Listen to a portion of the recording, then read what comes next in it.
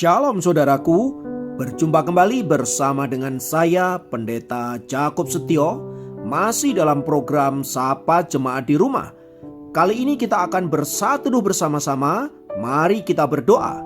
Bapa kami rindu, firman-Mu sungguh memberkati kami, dan biarlah melalui renungan firman itu, kami semakin dikuatkan, diteguhkan di dalam pengiringan kami akan Engkau. Kami siap diberkati. Terpujilah namamu kekal selama-lamanya. Dalam nama Yesus kami berdoa. Haleluya. Amin. Firman Tuhan kali ini terambil dari Kejadian pasal 3 ayat 4. Kejadian pasal 3 ayat 4 berkata, "Tetapi ular itu berkata kepada perempuan itu, sekali-kali kamu tidak akan mati." Saudaraku, kisah di atas merupakan penggalan dari peristiwa jatuhnya Adam dan Hawa ke dalam dosa. Jika kita renungkan, menjadi pertanyaan adalah mengapa Adam dan Hawa bisa tergoda oleh iblis dan akhirnya jatuh ke dalam dosa?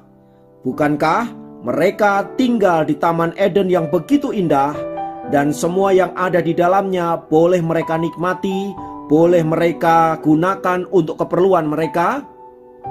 Dan bukankah semua pohon dalam taman itu boleh mereka makan, kecuali pohon pengetahuan yang baik dan yang jahat? Dan bukankah perintah itu begitu sangat mudah? Lalu mengapa Adam dan Hawa memilih untuk tidak mentaati Allah? Bukankah mereka hidup dalam kecukupan yang luar biasa? Bahkan dapat dikatakan mereka sangat berkelimpahan. Lalu mengapa mereka masih ingin memakan buah pengetahuan yang baik dan yang jahat itu?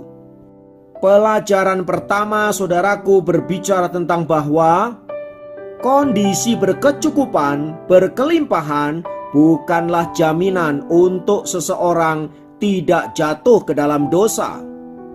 Adam dan Hawa dianugerahi dengan kelimpahan yang luar biasa. Namun mereka tampaknya tidak mengenal karakteristik Allah yang sesungguhnya. Ini dapat dilihat bahwa sejak semula Hawa tampaknya tidak teliti memahami perintah yang Allah berikan. Tuhan memerintahkan mereka untuk tidak memakan buah pengetahuan yang baik dan yang jahat. Tuhan tidak menyuruh mereka untuk meraba yang kemudian menimbulkan niat ingin memakannya. Maka ketika mereka meraba buah itu lalu berpikir dalam hatinya bahwa tampaknya enak untuk dimakan, maka godaan itu kemudian dimanfaatkan oleh iblis untuk menjatuhkan mereka ke dalam dosa. Itu artinya mereka tidak memahami perintah yang Allah berikan. Yang kedua, jika Adam dan Hawa memiliki pengenalan akan Allah yang sungguh, seharusnya mereka bisa menolak bujukan dari si iblis agar mereka memakan buah pengetahuan yang baik dan yang jahat. Namun saat mereka berdialog dengan iblis, pikiran Hawa menjadi begitu liar.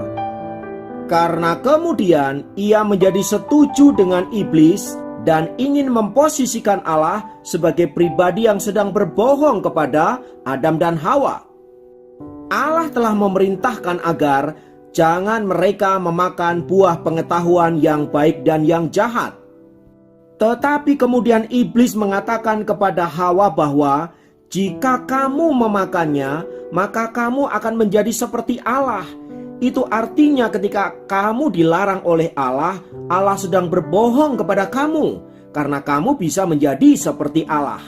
Maka saudaraku, godaan ingin menjadi seperti Allah itu tampaknya membuat Hawa dan Adam terjebak di dalam perangkap iblis yang membuat mereka menjadi tidak taat sama Allah. Tampaknya Adam dan Hawa tidak sadar bahwa iblis sedang memutarbalikkan firman sedemikian rupa, sehingga kemudian Adam dan Hawa tidak lagi mau mentaati perintah Allah, justru kemudian mentaati perintah iblis. Adam dan Hawa tampaknya lebih percaya perkataan si iblis daripada perkataan Allah. Saudaraku, dalam hidup ini kita juga seringkali seperti Adam dan Hawa itu. kita lebih mempercayai perkataan daripada iblis yang adalah sang pembohong daripada kebenaran firman Allah. Sebagai contoh misalnya, berapa banyak anak-anak Tuhan yang terjebak ke dalam kemarahan, ke dalam kebencian, ke dalam dendam, dan ke dalam berbagai-bagai sakit hati yang terluka, yang mereka pikir itu adalah sesuatu yang benar. Mereka menolak perintah Allah untuk mengampuni. Mereka menolak perintah Allah untuk memaafkan orang-orang yang bersalah itu. Mereka lebih memilih dendam, marah. Mereka lebih memilih sakit hati dan terluka. Mereka berpikir, bukankah mereka yang jahat? Bukankah mereka yang melakukan itu pada saya?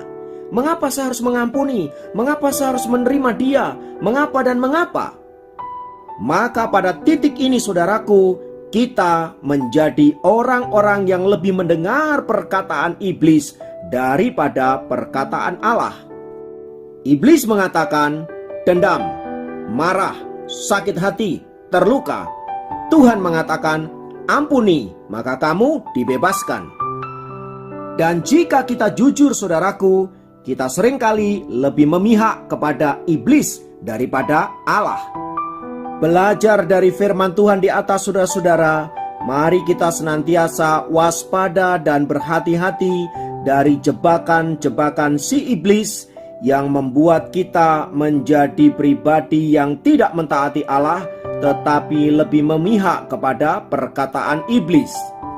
Itulah sebabnya kita perlu ketaatan dan kepercayaan total kepada Allah. Jika Allah melarang kita atau meminta kita melakukan sesuatu, itu pasti karena tujuan yang baik, sebab Allah kita memang Allah yang baik. Jangan pernah biarkan pikiran kita digodai oleh iblis atau apapun juga yang memutarbalikkan kebenaran Allah. Lihatlah betapa banyak orang-orang percaya yang diberikan kelimpahan oleh Allah, diberkati secara luar biasa, tapi justru kemudian menjadi lebih pelit dari sebelumnya.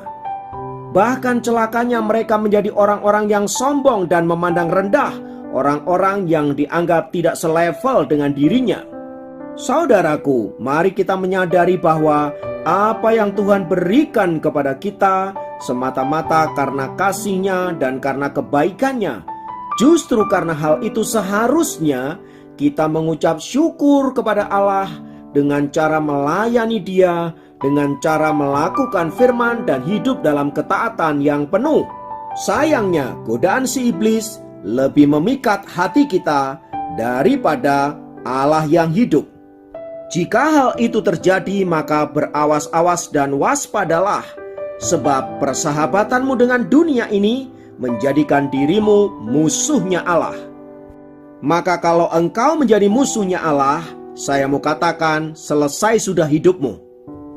Sekarang pilihan ada di tangan Anda.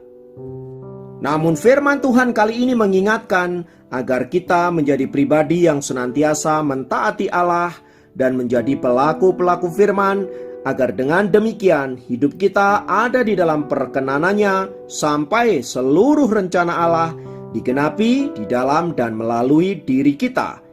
Mari kita berdoa. Tuhan, kami naikkan pujian syukur untuk anugerah-Mu, untuk keselamatan-Mu, dan untuk berkat-berkat yang luar biasa yang Engkau berikan kepada kami. Ajarkan kami untuk senantiasa bersyukur dengan cara melayani Engkau, mengasihi Engkau, dan hidup menjadi berkat. Terima kasih untuk kebenaran firman-Mu yang mengingatkan kami untuk taat dan setia. Terpujilah nama-Mu, dalam nama Yesus kami berdoa, haleluya, amin.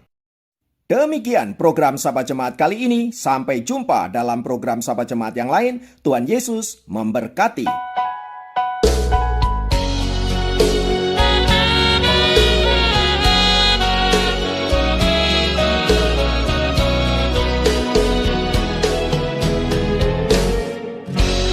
Indah rencana-Mu Tuhan